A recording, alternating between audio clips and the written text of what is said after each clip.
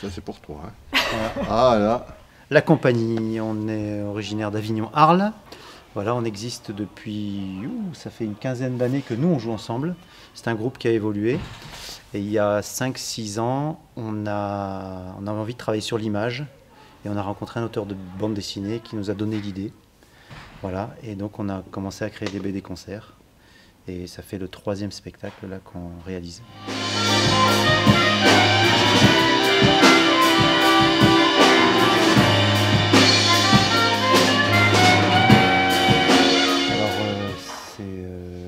Alors, déjà, c'est une bibliothécaire d'Aimé qui nous a donné l'idée. Voilà.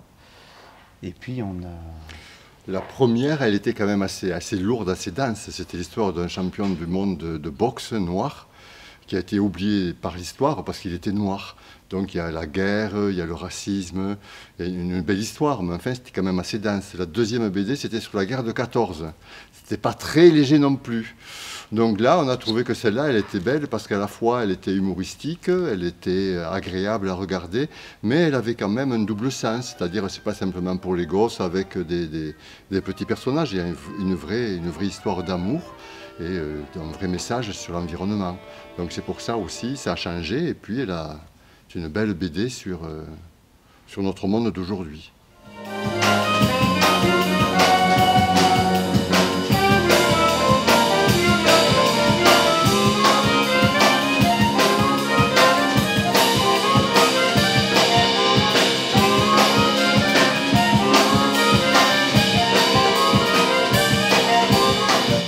La composition, on l'a faite un petit peu, pas en parallèle, quoi, à part. Quoi. Les deux ont été faits à part. Et simplement, après, par rapport à l'image, on sait à peu près ce qu'on veut, même on sait vraiment ce qu'on veut.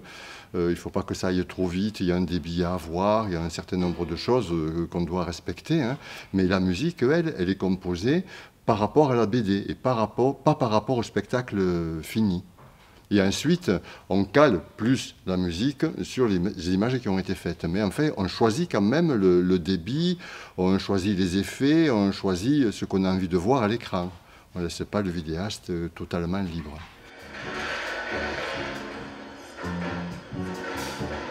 Pour nous, c'était une nouveauté, parce que les deux autres avant, il y avait du texte, ce qui calait un peu le déroulé de la bande dessinée.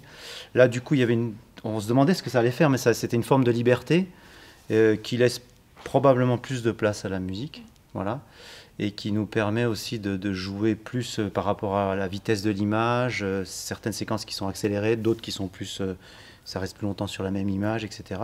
Donc c'est une super liberté, et puis même par rapport au public, lire une bande dessinée comme ça pendant 1h10, 1h15, c'est pas obligatoirement évident. Pour le coup, sur ce spectacle-là, il n'y a pas besoin de savoir lire, donc voilà.